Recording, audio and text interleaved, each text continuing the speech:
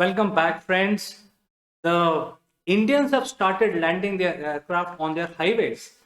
Why there is so much of confusion around it, and people are voicing why Indians are landing their fighter planes and also defense aircrafts on the normal highway. Well, this is not for the first time India has done it. They have done it in the past, and it's not only India; it is the United States, UK, China, all the major powers are trying to find alternatives to land their aircraft just in case when there is a battle between two countries. So, in order to create alternatives, landing airstrips, you can actually double up and land your heavy duty fighter aircraft and transport aircrafts on normal highways. However, these normal highways are not the highways which you and I actually drive our cars.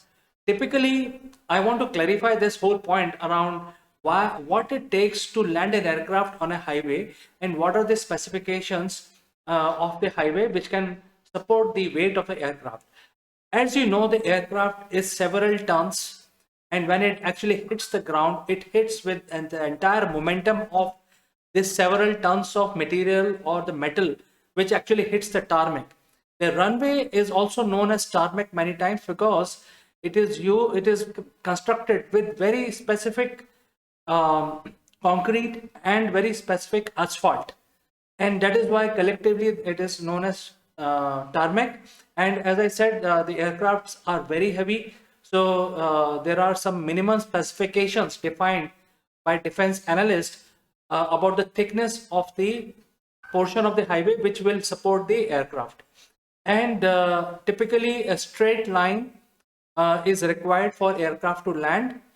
And the runways, have most of us seen that in the airport, the runways are always straight line.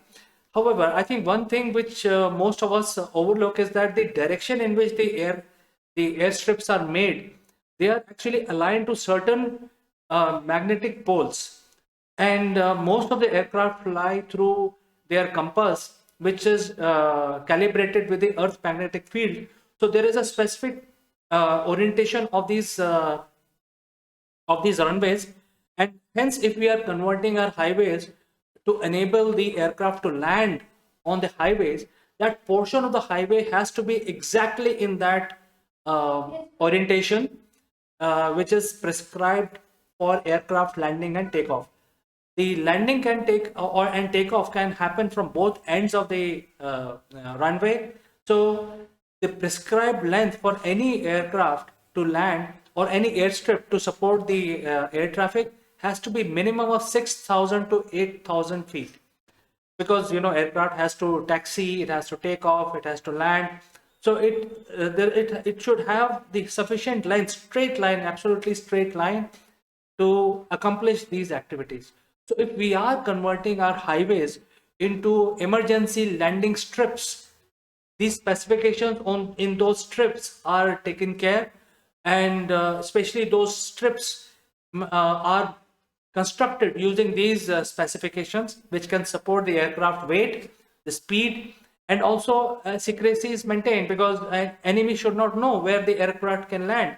So just in case in the time of war, if enemy decides to bombard the airfield, which is a conventional airfield from where the aircraft can take off and attack them, they can actually create a preemptive strike and destroy the airfield.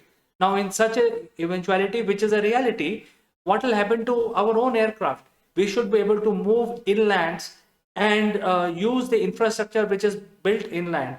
And what infrastructure is better than expressway? Because expressway is usually straight line, and certain section of the expressway can be oriented in that direction, which is prescribed for aircraft to operate, and you can have a straight line up to minimum of 6,000 to 8,000 meters feet, beg your pardon. So if that is the case, then it is logical to build these secret landing strips inside inland, away from the border, and the enemy should not know about these things. So when others are preparing for any eventuality, and if India is also preparing, why there is a national news around it? I think this is logical, when India is constructing new roads, certain portion of these roads, some may be opened up because of the media glare, some portion may be classified. We have no idea. But in case of any eventuality, these portion of the expressways can be used for aircraft to land, refuel, and again take off on their sorties in the eventuality of a war.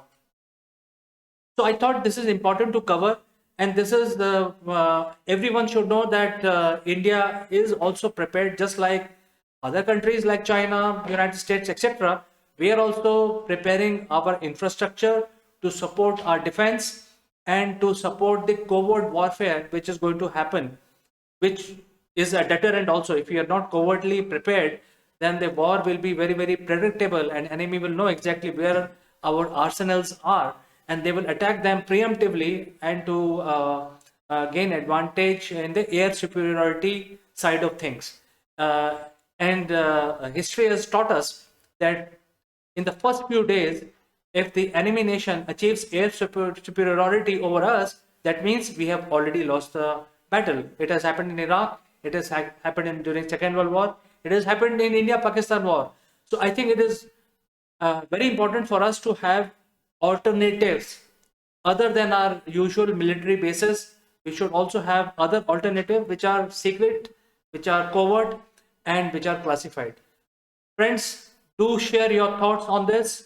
And I feel very proud about these developments which are happening for past at least 20 years. And I feel very confident and safe when I'm living inside India that we are prepared as much as China or any other enemy nation. So, friends, do write in your comments. I'm looking forward to receiving your comments and your participation. I will reply to each one of your comment as much as possible, and I will catch you in the next one.